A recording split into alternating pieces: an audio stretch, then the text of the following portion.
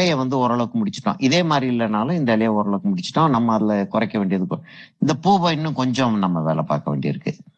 இதுல ஹைலைட் வைக்கிறதா இருந்தா வைக்கலாம். சில இடங்கள்ல இங்க இங்க இங்க கர்சர் தெரியுதா உங்களுக்கு? இங்க இந்த இடத்துல கொஞ்சம் சேர்க்கணும் போல இருக்கு எனக்கு. என் பெயிண்டிங்ல இந்த இடத்துல கொஞ்சம் போல சேர்த்தா நல்லா இருக்கும் போல தோணுது. இதுகெல்லாம் ஏற்கனவே செஞ்ச விஷயத்துல டச் பண்ண வேண்டியது. அதை அப்புறம் நம்ம டச் பண்ணிக்கிறோம்.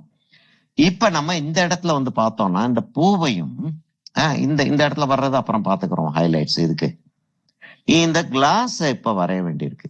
இப்ப இந்த கிளாஸ் வரையறோம் அப்படின்னா இங்க பாருங்க.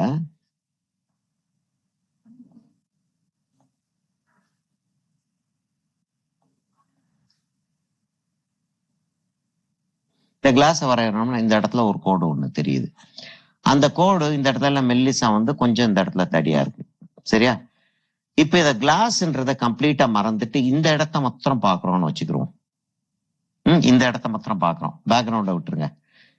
இதே ஒரு வெள்ளை கோடு இந்த இடத்துல வருதா? கொஞ்சம் அப்படியே போய் இந்த இடத்துல அந்த இடத்துல வெள்ளை கோடு வருதா? இந்த இடத்துல ஒரு டபிள்யூ மாதிரி இருக்குதா? அந்த டபிள்யூக்கு கீழே ஒரு டார்க்கா ஒரு டபிள்யூ கோடு வருதா? இப்ப இந்த சாசர்ல வச்சிருக்க கலர் இங்க நடுவில் கொஞ்சம் கொஞ்சம் வருது. இங்க டபிள்யூல இந்த கோடு அப்படியே போகுது.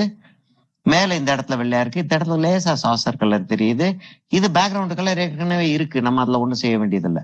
இந்த இடத்துல கொஞ்சம் வெள்ளை வந்து இங்க ஜாயின் ஆகுது. அப்படி பிரிச்சிங்கன்னா இது கிளாஸ் டம்ளர்ல இப்படி இருக்கு. ஐயோ என்னென்னமோ இருக்கேன்றதெல்லாம் பார்க்காம அப்படி செஞ்சீங்கன்னா பக்காவா வந்துடும். சரி, அப்ப இந்த இடம் வந்து கவர் ஆயிடுச்சு. இந்த இடம் ஃபுல்லா எப்படி செய்யறதுன்னு தெரிஞ்சிருச்சா? தெரிஞ்சா தெரியலையா? என்ன பதிலே காணோம்? தெரியுது இல்லையா? செய்யறப்ப அது விளங்கிரும். அதை விட்டுட்டு இப்ப கீழே வந்தோம்னா இந்த இடத்துல இப்படி ஒரு கோடு டயகனல் லைன் லேசா கர்வ் அடிக்குது.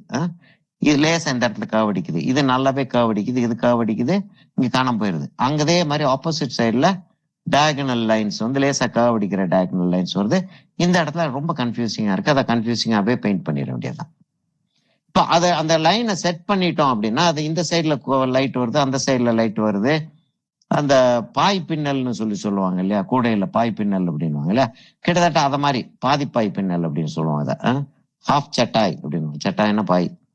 இப்ப இதோடைய அந்த சைடு அப்படி லேசா தெரியுது பாத்தீங்களா? இப்ப இந்த இடத்தோடைய அந்த டேமண்டா இருக்கக்கூடியது அந்த இடம் லேசா தெரியுது. கிட்டத்தட்ட இதே மாதிரி இன்னொன்னு இந்த இடத்துல லேசா தெரியுது. இது அப்படியே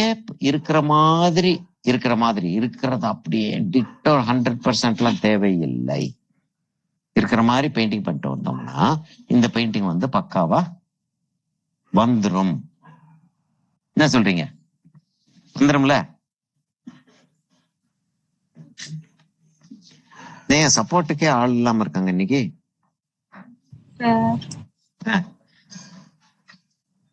சரியா? இப்ப ஷேரிங்க ஸ்டாப் பண்ணிட்டு நான் திரும்ப வந்து என்னுடைய ரெக்கார்டிங்